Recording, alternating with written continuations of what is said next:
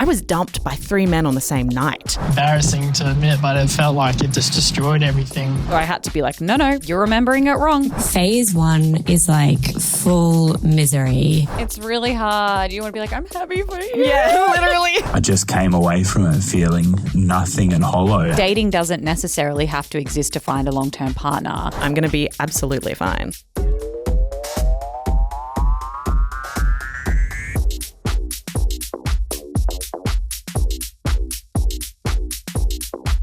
Hi, I'm Dee Salmon, and this is The Hookup, where we talk all things love, sex, dating, and relationships. And it's the last episode that we have without Pip. She'll be back next week. Really exciting. But as we've been doing each week, we have a guest co-host, and really excitingly today, we have Miss Camille in the studio. Hello. Hi, Dee.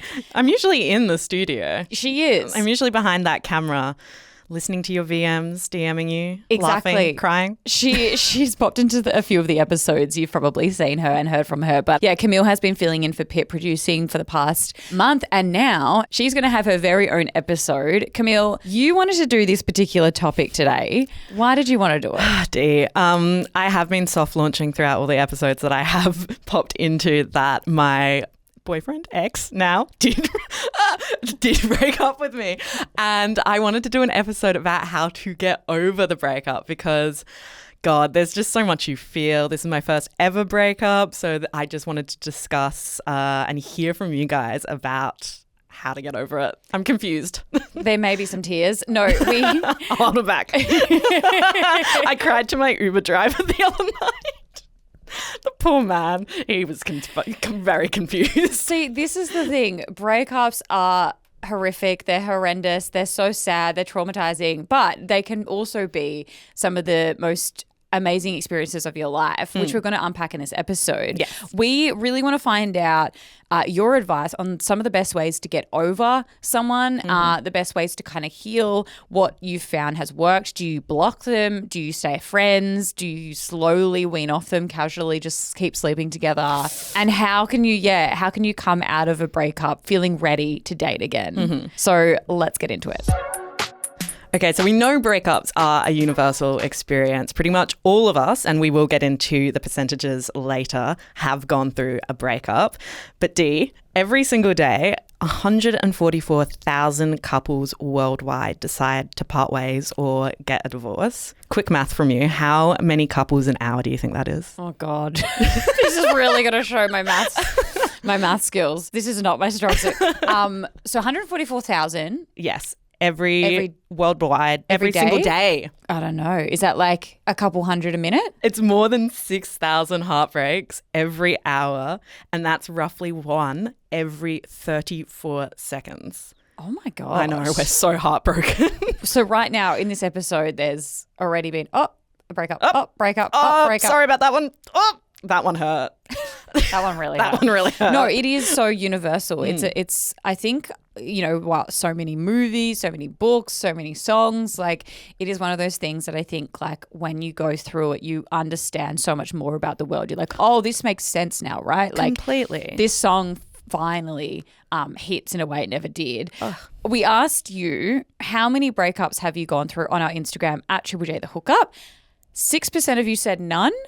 21% of you said one. 65% of you said 5 and under, and 9% of you said 6 and more. Okay. I need to know what counts as a breakup because I have had 2, not long-term relationships, but 2 like boyfriend and girlfriend breakups. But I reckon I've had at least 6 plus like situationship breakups. Friendship breakups, are we counting those? No. I think we do need to do a whole episode on friendship breakups because that is, I think, a very different experience. But I reckon like heartbreaks, I reckon I've had at least like 6. Wow. Yeah. Oh God, I don't want any more. Yeah, I've been through the ringer with the ghosting, the situationships, the guys that won't commit. It's a different feeling though. I've thought, yeah, like this breakup, I genuinely could feel my heart shatter, and it's been a different emotional process, which we will be talking about later, like all the stages of grief that we do go through. But then there's been situationship breakups. I was dumped by 3 men on the same night. Sorry. I know. I had just bought the Clitsucker 3000 and I was ready to go. And I was so excited and I'd messaged all of them to see which one was available. Ghosted by 2. One sent me a lovely message being like, I don't want to see you anymore. I didn't even tell them about the toy. Maybe they would have changed their mind. Yeah. No, I do think that there is something to say about a like long-term relationship breaking up because it's almost like, we'll talk about this, but you're mourning your future, right? Like the possibility. Situationship breakups can sometimes hurt a lot. It's more ego-based. I think it's more just like your ego's crushed rather than like your heart is breaking. Because a lot of the episodes that we've done previously about love with experts, we know that love actually is something that takes a while to actually form between two people. And what you might be experiencing is actually just limerence or, the honeymoon experience rather than like proper companion love. But we wanted to unpack, how long does it actually take to get over someone? Because I think it came from Sex and the City, Camille, that famous line of like, it takes you half the time that you were in the relationship for. Yes. So like say you were with them for like a year, it'll take you half a year to get over them. Matt sent us a DM and said, a year ago now and it's still the worst. Wouldn't wish this on anyone. What do you think about the time frame? I would actually agree with Sex and the City. I do feel like you obviously can experience your sadness and your grief for as long as you need. But it's probably been 2 months since we broke up. I had been in a 6-month, maybe 8-month long relationship. And I'm starting to feel a little bit more back to myself. I'm starting to see other people. I'm not crying every time we mention it. Like, it's the process is, I'm going through all the steps now and I do feel like I'm coming out of the end. So yeah, it's kind of living up to the 3-month kind of rule. The time frame. The time frame. Yeah. I think as well it's really interesting with people who take longer, and we'll talk about this some more later, but like whether or not it's from not going through the grieving process properly and also potentially not getting quote unquote closure. My first ex and I think we were together for like 8-9 months and I reckon it took me 3 years to get over him. Wow. Like, was that because of first heartbreak? I think first love, first heartbreak. It was a really traumatic breakup that involved a car accident. I also just he like kind of ghosted me. Like he never ever replied to any of my messages and never heard from him again. And so I think because I didn't have that closure, it took me so long to, I think, like properly, I was like chasing, just like wanting any sort of something from him. It's a massive element to it. And then there's also when you have mourned the relationship while you're already in the relationship. So a lot of my friends we're all dropping like flies at the moment, have broken up. That's what happens in your late 20s. It's like, babes, don't drag me into that. Yeah, but like you get to a point though where like you either have to decide, is this long term or it's not? And people start to make those decisions. Exactly. And when you're mourning that relationship already, you're kind of fast tracking the mourning by the end of it. What do you think about the difference between the person who is breaking up with the partner or the person who's being broken up with? Do you think that they are different in the way that you then grieve that relationship? I mean, again, it kind of goes back to grieving before the relationship is over. I'd say the person that is breaking up with you has already considered it, is already processing how they feel about it, and then by the time they break up with you, they're pretty certain that they want that decision, whereas it's a complete shock or it's like just something new that you haven't really thought about at that point. So you're already on different timeframes with that. So yeah, I definitely think there's a difference. We got DMs from a few of our listeners agreeing. We heard from Jazzy saying you heal differently when you are the breaker-upper compared to when you're being broken up with. And Kevin also said you can tell a lot about the breakup, who got dumped and who is doing the dumping. When you look at them and you go, all right, who's crying in an Uber and who's not? My poor Toyota Camry is speeding down Brunswick Street. Let's get this girl home. But the glow up as well, like I do feel like I'm glowing up, and that's because I've had to phoenix myself and resurrect. We will be talking about glow ups later. Yeah. And we got this voice memo from Gabrielle. Personally, I called off my first long-term relationship as we grew apart. I was pretty checked out by the end and moved on with my life quite quickly, whereas he was more upset. My next relationship, however, did not end mutually, and again, but I was the one who was devastated by it, and it took me close to a year to process it. So I've definitely had both sides of the coin. I think as well, it can depend on the type of breakup, right? Because as you know, you can have an amicable breakup. You can have two people who just realize together that it's not really heading in the direction they want anymore, whatever you split up. You can have people who are completely blindsided and had no idea that someone was feeling a type of way, or you can have, you know, people who have to move overseas or grow apart or whatever it is.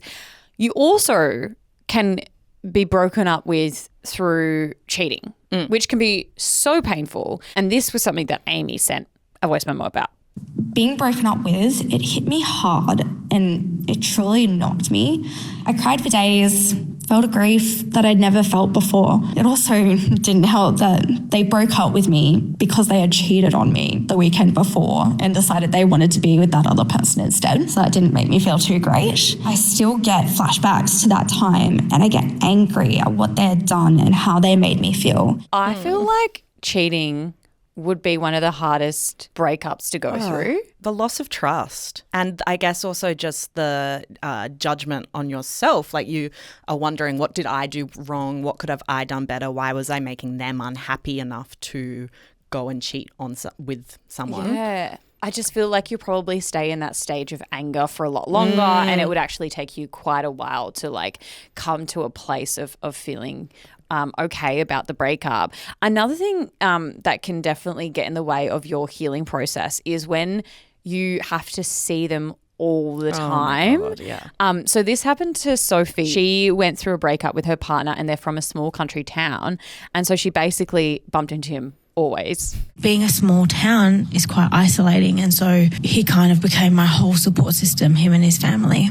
And then when we broke up, the thing is, in a small town, it's really hard to kind of, you know, you always see each other, always see him around, shops, on the road, at the pub, whatever. He'd always be there. So it was very hard to let go. I actually can't think of anything worse. It's like primary school or high school. Seriously. You're just like, you have to go sit with them at math and you just can't get away from them. And it's like even you just seeing your ex the other day. Yeah. And it's just like the wave of emotion. I remember like going through a breakup and thinking that you saw them everywhere. Like I remember just like going to the shops and being like, like, oh my God, that's them. And then it's just like a guy that looks similar. Or a car that was like looks like his, like drives by and you're like, oh my God. It's like you're constantly on edge and you're constantly alert to like, am I going to bump into them? And so, yeah, sometimes I think I just feel so sorry for people who have to like work with their ex or, you know, have to be in close quarters and see them all the time. Do you think though that seeing them consistently is going to get you through the breakup? Sorry, no. I actually don't. Yeah. Actually, if you're hurting, like this is obviously if you haven't had like an amicable breakup and you're really hurt, I actually don't. No. I like. Oh, I agree. I'd be a mess. I'm in such of the camp, which we'll talk about, of like clean cut. Okay, well, let's talk about if there's phases, right? Yes. Navigating a breakup can often mirror the 5 or 7 stages of grief. So, you know, you might move through like shock, denial, anger, bargaining, depression, and then finally acceptance. And we'll talk about personal growth. Yes. And we had this voice memo from Alex talking about the phases. It starts with like a phase 0, which is the actual breakup. But I also think that involves ripping the Band-Aid while you're in shock. And then phase 1 is like full misery. It's giving yourself permission to feel the feels. Maybe you take time off work, crying, bedrotting. Maybe you order Uber Eats or you binge TV or you doom scroll or you don't shower or whatever you need just to like mourn properly. The next phase, phase 2, is like you're probably still sad and you don't need to be bright and shiny, but you commit to doing something every day for yourself. Like personally, I think it's committing every day for a full week, non-negotiable, to eating 3 proper meals, doing some form of exercise. Like it's non-negotiable and you just do it. And everything else can continue to be untouched and you continue to kind of ignore the rest of the world if you need to. But you set some like basic kind of life principles and you stick to them. And then at some point along this journey, you've booked in for some therapy.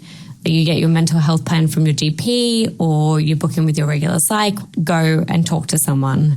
You probably don't feel like it in the first couple of phases, but you should book it in at some point. It's like the only admin task that you have to do in those kind of preceding phases. This, in my opinion, is how you get out. I hope it helps. I love that, Alex. Yeah. That was really, really helpful. She's so right. I mean, exercise is the biggest help at the moment, but also talking to people is like, I'm such a talker. I need to talk.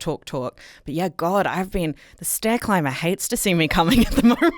You've been gymming in the breakup? Oh my God, yeah. I've been marching up those stairs, listening to murder podcasts. Every day, my ass has never looked better. I'm feeling pretty fucking fabulous. I think you're in the phase then, babe, of the glow up already. Oh, I'm healed. You've skipped so many. My eyes twitching. Do you feel like you've gone through like a bit of like, do you relate to the shock, denial, anger, totally. bargaining, depression stuff? Yes and no. I think during the relationship or the end of the relationship, I definitely was feeling the end of it. So I did kind of start the mourning process. I think the biggest feeling I've felt is the just general sadness of the end of something beautiful and something that helped me through so much, something that taught me so much. And then also gratitude, I think. Like, I am so grateful for that relationship. I was like, felt so unlovable beforehand. Like, I did speak about this in an earlier episode we did, but just so unwanted. And this relationship proved to me that I can be wanted. And so I've come out of it better regardless of the ending. So I'm really grateful for it. And my ass is looking amazing. I know. I'm like, that is the great. I remember doing an episode with Alexis Fernandez, who's a neuroscientist, and she talks a lot about breakups on her podcast as well. And she mentioned that you should, do some sort of exercise. She, I think, talked about her breakup. She spoke about how she ran heaps, did lots of running. I don't know if I have like a go-to thing that I do, but I do know with my previous relationships in the breakups that I went through, I'm like a massive, massive journaler. So like just every day it was like getting all my feelings out by writing it all down. And I have definitely gone through experiences of just putting myself back out there straight away and dating someone new. Yes. And that was kind of like my way. I've gone through phases of partying heaps. Oh, gotcha. I feel like the massive like party phase, and then you kind of go into the phase of wanting to be healthy again and, start like going on the self-care journey. How do we begin that though? What do you think is the beginning of the mourning process? We got a lot of DMs from you talking about what you think the mourning process looks like. Paige said, I burnt his shirt that I wore and other sentimental things. I sent it to his door in the post.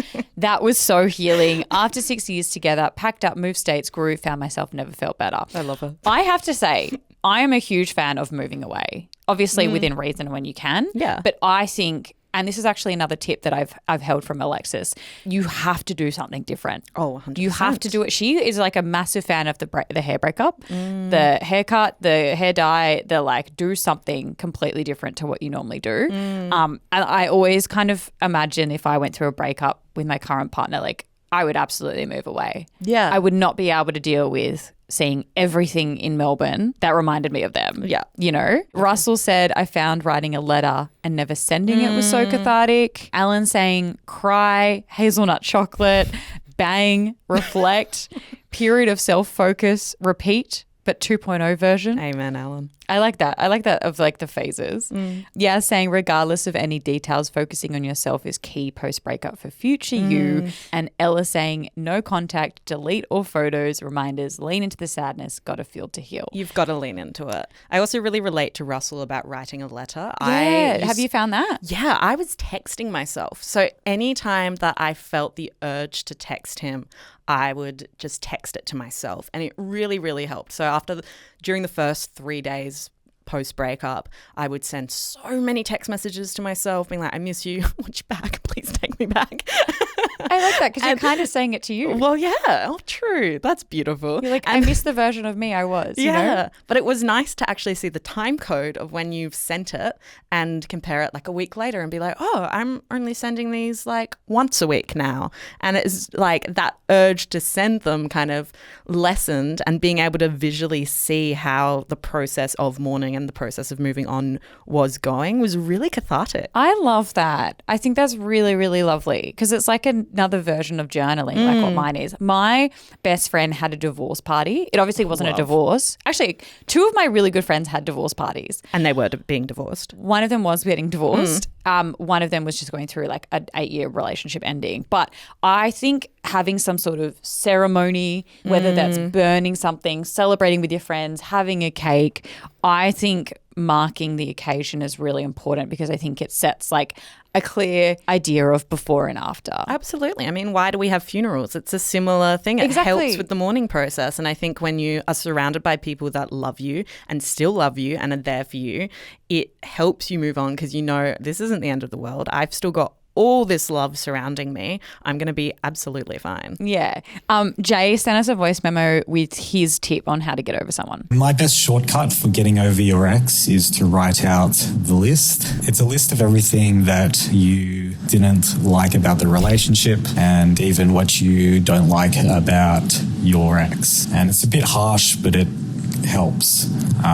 You're going to refer to it as often as you need to, because as you're grieving the loss of your relationship, naturally there's times that you'll miss your ex. There's times where you'll regret the breakup and you want to get back together with your ex. And it's at those times you're going to look at the list and hopefully that helps dispel those thoughts. The list. The list. I had a list. Did you? I had a list of everything that he did that hurt me. Wow. See, my ex really didn't do much wrong. Babe. It sounds like you had a really nice It was which makes it harder. It was a beautiful relationship. It does make it harder. But like I had to keep, every time I wanted to go back or every time I wanted to message, I would look at the list and be like, no, remember when he did this and this and this and this and this. And it kind of made me be like, no. It's a good slap in the face. Yeah, because I think like as humans, we look at things nostalgically and try and remember all the good things, right? Like it's just what we do with our brains. So I had to be like, no, you're remembering it wrong. You're remembering He was a this. cunt. This is actually what happened.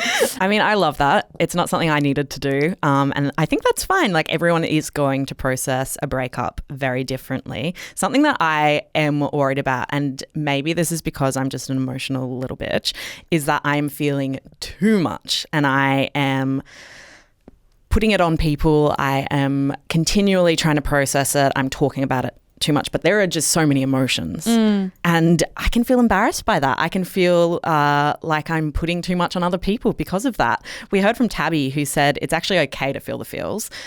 You'll never get past a breakup if you don't process your emotions. Broke up with my ex of 5 years about 2 years ago. He still shit talks me even though he was a cheating piece of shit. Oh.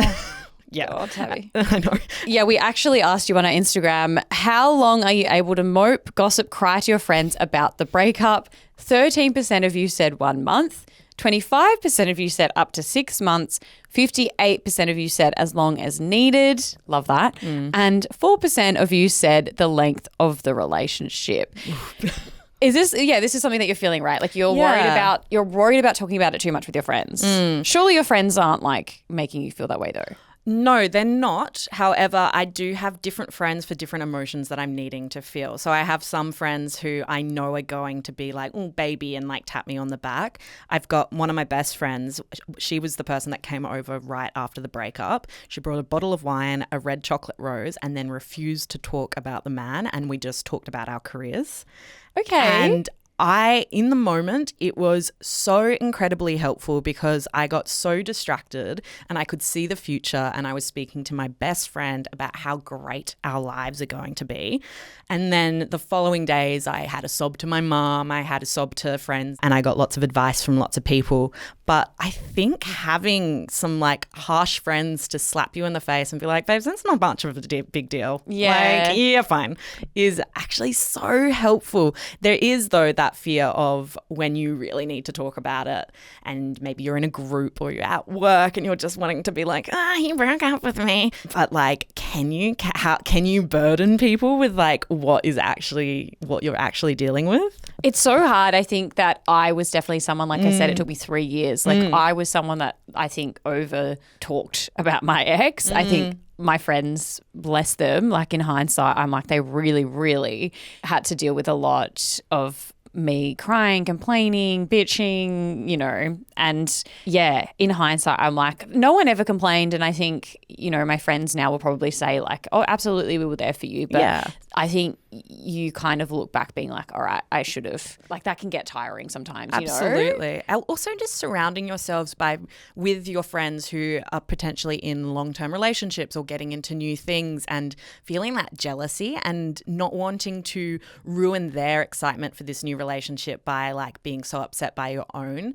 However, maybe not being able to have conversations with them about how great their relationship is because you are mourning this relationship. It's really hard. You want to be like, I'm happy for you. Yeah, literally. It's me every day. I'm like, that's great. That's so amazing. Congratulations. I'm like that in general, though, to be honest. I'm like, oh, so you're in love. Like, oh, that's great. It's like when you're on a train or something and you see people hooking up and you're just like, must be fucking nice. Good for you. Yep. Something that has actually really helped me, though, is getting under someone to get over someone. I love that. The golden rule. The golden rule. And you may kind of think like, oh, is that going to cause a lot of emotional grief? You're going to miss your ex. But statistics actually show that 65% to 90% of rebound relationships end within 3 to 12 months. But that's actually really helping boost personal confidence and accelerate emotional detachment from an ex. You can move on really quickly with someone else and it'll help you heal.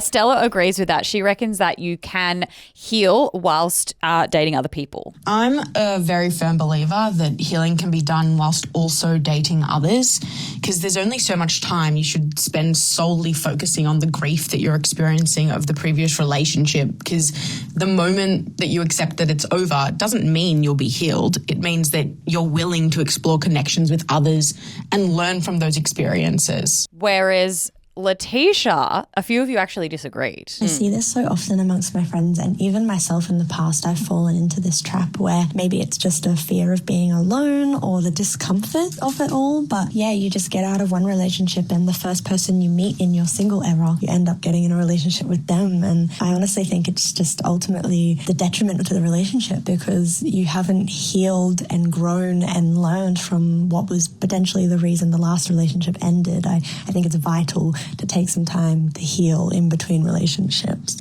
You're Miss Dump Him. You always say dump him. I have friends that do that. And like, I understand it, but I really think you're doing yourself the biggest disservice by not dedicating a solid amount of time from taking a break. Absolutely. And taking a step out and really trying to process. Like, I'm just such a firm believer of like I said with the ceremony stuff, with the divorce party, blah, blah, blah, of being like, right, what did I learn? What do I want to do differently? What's my takeaways from this? Like, properly process it, then figure out what you want for your future, for yourself, and learn to be alone. I think time and time again, I see people do this where they go from relationship to relationship to relationship and they kind of just morph into the next person. They start dressing like them. They start becoming like them. And I'm like, I don't think you actually know who you are. Absolutely not. Is there a difference, though, between obviously getting into this new relationship and being like, I got a new boyfriend, instead of kind of using someone? It's maybe a bad term, but using someone as a painkiller and just like hooking up with people. Should you still be solely boy sober, girl sober? I think you should have a period of it. But I also think, like we heard from Stella, like you can heal while seeing others, absolutely. And I think you can like date casually and go have fun and meet new people and remind yourself like dating doesn't necessarily have to exist to find a long-term partner. And so I think dating can be really, really great. You can learn about yourself. You can have guys or people show interest in you again. And I think it can be really healing. What I think can be a problem is when people go from one relationship without processing anything at all into another. Oh, I agree fully. And I see that happen all the time. All the time. Book a one-way trip to Greece, babe. Do what Camille's doing. She got manic and then she booked a trip to Greece. But I'm so excited for it.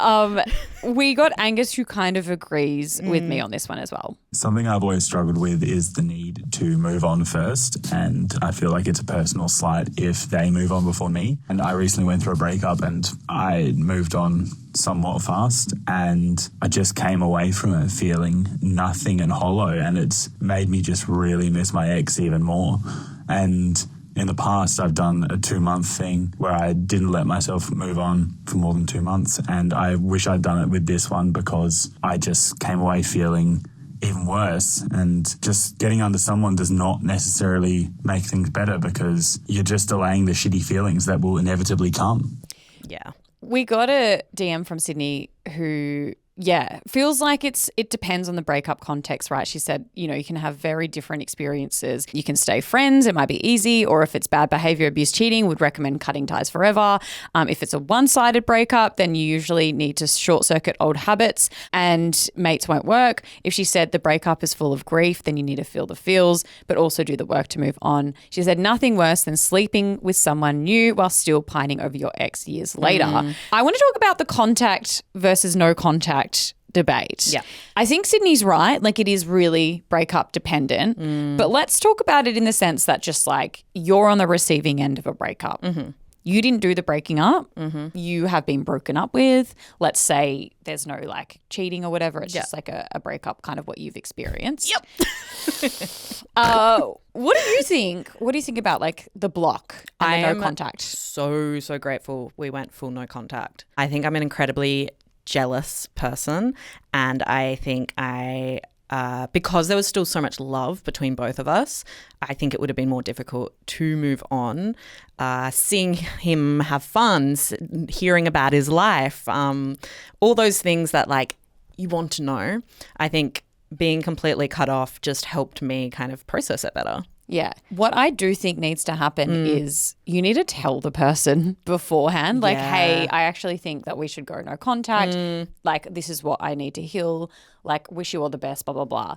My ex just went no contact. You know what I mean? And then you kind of feel like you're being ghosted. Yeah. Chelsea saying, ex and I broke up, stayed on and off in contact. It was so messy, ended up being okay and thinking things would maybe lead to us getting back together, and he got another girl pregnant. No. I still don't think that I'll ever find someone else. No, Chelsea, don't think that. Like, I am in the depths of despair maybe as of last week, and I'm healed now. And something that my housemate actually told me, which has stuck with me and is maybe a quote that I'm going to hold forever. She said, "You'll find love again. It might not be the shape of him, but it'll be there." And I just I think that was such a pivotal moment within that breakup of being like, I will find love again. Like, it's not just this be all and end all person. There's so much love out there. There's so much love within me already.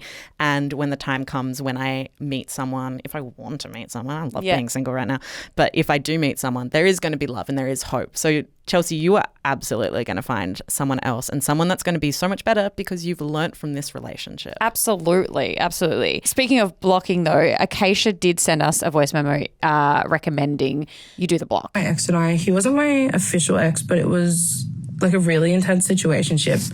But we've been going through this continuous cycle over the past 2 years where every 4 to 6 months we will block and unblock each other.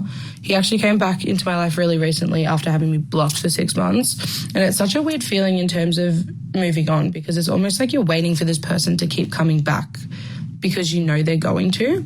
And we had a conversation the other day where we decided we were going to cut it off for good this time. And we said as our final act of care for each other, neither of us were going to reach out ever again. So we ended up blocking each other. And although we said we're done for good this time, it's almost like my brain is so used to the cycle that deep down I'm still expecting for him to reach out eventually. I think being in a cycle like this has really delayed me being able to heal fully from the situation and almost blocks you from kind of moving on because you're always expecting them to just be there. It's like even when we had each other blocked, there was a time where he had a fake account and was looking at my Instagram, or when I would be out with my friends, I would ask to use my friend's phone to check up on his Instagram just to see like what he was doing. And it's like no matter what, I always know he's there in the background. And although we've decided to break the cycle this time, it's like I don't believe it. It makes it really, really hard to be able to actually block him out of my life and fully be able to move on. Oh, You guys need to get a hobby. I've heard bouldering. It's really big with the kids right now. Go climb a rock. I mean,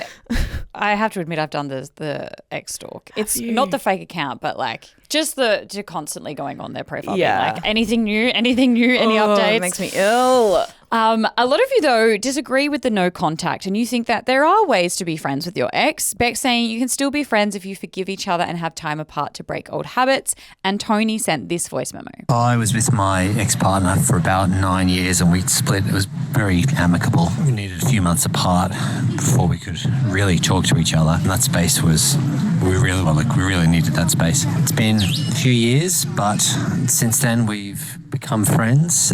She actually came to my wedding and I've played with her kids, which is really cool. We don't talk a lot, but I feel really lucky that I still maintain that friendship. She was someone who was an important part of my 20s. So why wouldn't I want that? Yeah, I do think as well it is something that hopefully after the no contact, once you heal, you could come back and like what he's experienced, be there for each other again if that works. Alexa saying going no contact before I asked all those questions and processed the breakup damaged me more long term. And that's actually something that Bella went through. All my breakups have ended us with going no contact. When I've done this, it's really helped me sit with my emotions and feelings and just separate my identity from the relationship. Obviously, it's really hard, especially the first month, but ultimately it's just to allow me to process and move on and put my energy in friends, family and hobbies. Yeah, I just think you do need, like I said, that space. Oh my God. The break, the no contact, change your hair. You need to have your own life. You're your own person. Yeah, do something new. Go bouldering. What do you think, Camille, about closure? As someone who chased it for years, do you think it's necessary / real? Yeah. I mean, there's closure to everything. You have closure to friendship breakups. You have closure to the situationship breakups. You have closure when you go to the bakery and there's the croissant's not selling and you have to walk away pretty upset. I deal with that a lot. I was like, something's triggering. Something's triggering you this morning with the croissant. But there's... I fucking love croissants. That's so funny. I love so a croissant. Good. But closure is so necessary. I did some research about closure and there is this thing called the no contact rule, and it's stopping communication with your ex-partner for 30 to 90 days. And it works significantly better for your emotional healing than staying in touch. Psychologically, it's by cutting them off, it's actually treating your ex like a drug withdrawal, and it's lowering your stress hormones and resetting your brain's reward system, which is so interesting because it is an addiction. Love is an addiction. You are chasing that high, and once you immediately don't get it, what are you going to do? It's like what you know, and that is the dopamine and cortisol reset. So constant contact with them keeps the stress hormones high.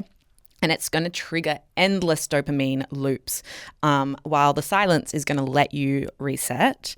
You're going to reduce rumination and you're going to start new habits, which is so incredibly important. It's also prolonging your grief.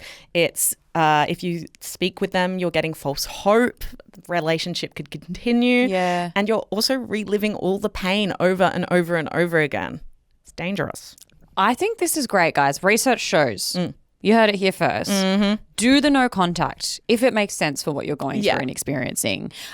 Something that happens quite a lot though, Camille, is the I think the soft launching of the breakup where people try and reverse going from serious to casual and just like slowly keep sleeping with them, which, yeah, couldn't be me, but it happens. You find someone else. You keep hooking up with your ex. This was something that Sophie experienced, and she reckons it actually hurt her for the long term. Every time he would leave my house afterwards, like I would feel great in the moment. It would be so, like we were both really happy. It felt like, old times and everything was great. Like, it's like, yeah, I can do this. I can get through this. And also, yeah, totally can do a casual thing. No, because when he would leave, I just was hit with this huge wave of like loneliness and sadness. I just think, like you said, what the research shows, like you're just like prolonging even more heartbreak, don't you think? Completely, yeah. It's just you're reliving it. You're reliving the breakup every time he walks out of your door. It's like you both don't want each other at this point, or maybe you do, and that longing is even harder. And through the longing, you're just feeling so alone in all of that. You have to feel that loneliness to move on. It is like the one of the it's one of the phases. It's one of the phases. Yeah. It's one of the phases. It is so dangerous. Like, I think you need to cut all contact because you are just reliving the relationship over and over again. But you gotta live to learn. And this is what I think we should end the episode on is, can breakups actually be great? If you allow yourself to go through those phases that we were talking about, the denial, the anger, the grief, like that can actually be something that'll help you in the long term. We asked you on Instagram, do you think people who have never dealt with a breakup are missing out? 57% of you said yes. And this is something that you were reflecting on. Oh, completely. I mean, I am so grateful I went through this breakup because I was missing out on this massive human experience. I've never experienced heartbreak before. Olivia Rodrigo's album dropped. Like, it hit in a way.